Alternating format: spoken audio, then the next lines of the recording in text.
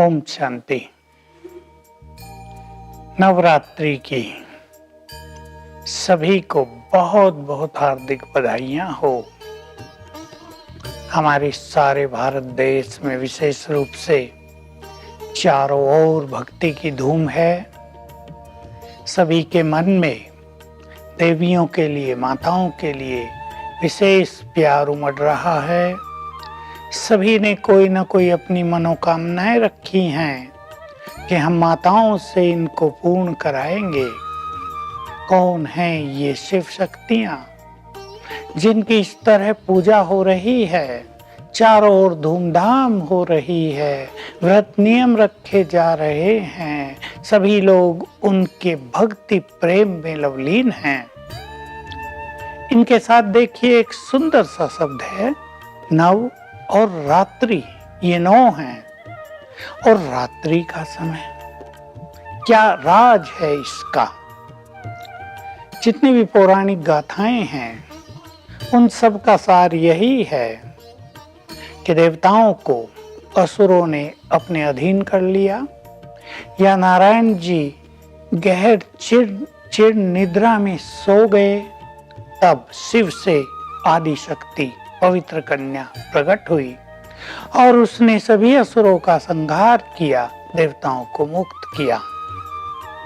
तो इसके पीछे रहस्य यही है, सत्य बात यही है कि जब कलयुग का अंत आता है, जब कलयुग की घोर रात्रि होती है, तब निराकार शिव इस धरा पर अवतरित होते हैं और सबसे पहले वो एडॉप्ट करते हैं एक पवित्र कन्या को और उन्हें अपनी शक्तियां प्रदान करके आदि शक्ति बना देती हैं। और उनकी अध्यक्षता में एक बड़ा संगठन देवियों का तैयार हो जाता है, पवित्र आत्माओं का तैयार हो जाता है, जो आसुरी शक्तियों को इस संसार से समाप्त कर देता है।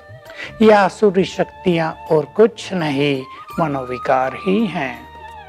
ये काम, क्रोध, लोभ, मोह, अहंकार, ये ईर्ष्या, द्वेष, नफरत, बदले की भावना, नेगेटिविटी, ये सब मनोविकार आसुरी शक्तियां हैं जिनका आधिपत्य हो जाता है सबके मन पर। और जो देव कुल की आत्माएं थी सतयुग में, जन्म लेते लेते द्वापुर से वही मनुष्य बने और कलयुग के अंत में अज्ञान की गहन निद्रा में सो गए। ये आदि शक्तियां उन सबको जगाती हैं, उन्हें स्मृतियां दिलाती हैं, तुम देवी देवता थे, जागो। योग सिखाती हैं, परमात्मा शिव से योग युक्त हो जाओ, उनकी शक्तियां तुम्हें मिलेंगी और तुम इन आसुरी शक्तियों से मुक्त हो जाओगे।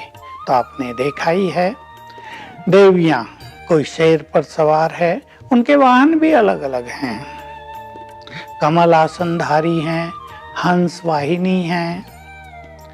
तो ये जो इनके आसन हैं, ये भी एक सिंबॉलिक चीजें हैं जिनके आध्यात्मिक अर्थ हैं। दुर्गा शेर पर सवार माना अति निर्भीक, अष्टभुजाधारी, अष्ट शक्तियों से संपन्न, हाथों में अस्त्र शस्त्र, ज्ञान के, योग के, पवित्रता के ये अस्त्र शस्त्र हैं। ये कोई स्थूल अस्त्र शस्त्र नहीं है। देवी हिंसक नहीं होती।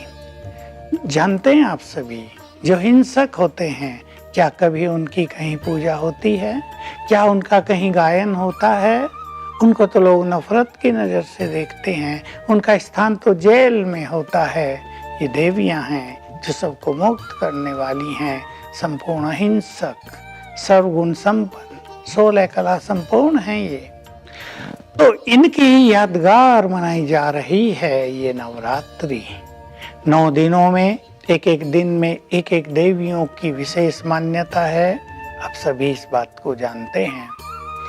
ये हमारी माताएं हैं, सभी इनको याद करते हैं क्योंकि जब ये थी कलयुग के अंत में, तब इन्होंने सबकी मनोकामनाएं पूर्ण की थी, सबको शक्तियां दी थी, पापों से मुक्त होने का मार्ग बताया था, गति सद्गति दी थी, सबको मनिच्छित फल प्रदान किए थे।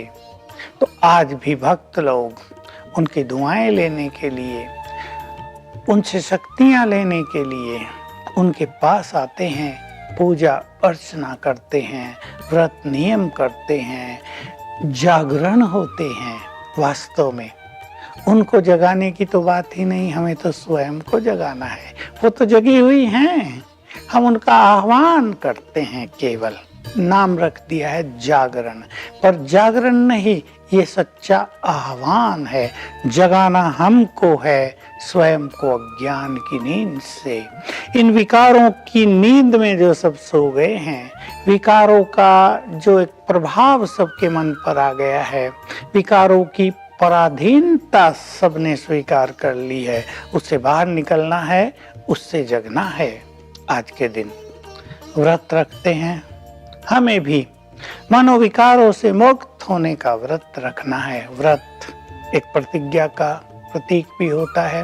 भाई इस व्यक्ति ने ये व्रत लिया, तो आज के दिन हम सभी कोई व्रत अवश्य ले लें। जो चीज आपको परेशान कर रही हो, जिससे आपके परिवार में अशांति रहती हो, जिससे आपके संबंधों में कटुता रहती हो, आज उसको छोड़ने का व्रत ले लें। क्योंकि छोड़ना कोई एक दिन में नहीं होता। आप दृढ़ संकल्प करेंगे, व्रत लेंगे, तो धीरे धीरे उस व्रत से वृत्ति बदलेंगी और आप उन कमियों से मुक्त हो जाएंगे। यही सच्चा व्रत होगा। आप उनकी पूजा अर्चना तो कर रहे हैं, लेकिन हम उनके पुत्र हैं, अब सुपुत्र बन जाएं। जो क्वालिटी उनमें है, वे प्रेम की प्रतिमूर्ति हैं, वे बहुत दयावान हैं, वे सबको मदद करती हैं, उनकी दृष्टि बहुत पवित्र है, वैसे ही हम भी बन जाएं। यही हमारा उनसे सच्चा प्यार होगा। और अगर आप भक्त हैं उनके, तो भक्ति भी किनकी स्वीकार करेंगी ये देवियां, ये माताएं?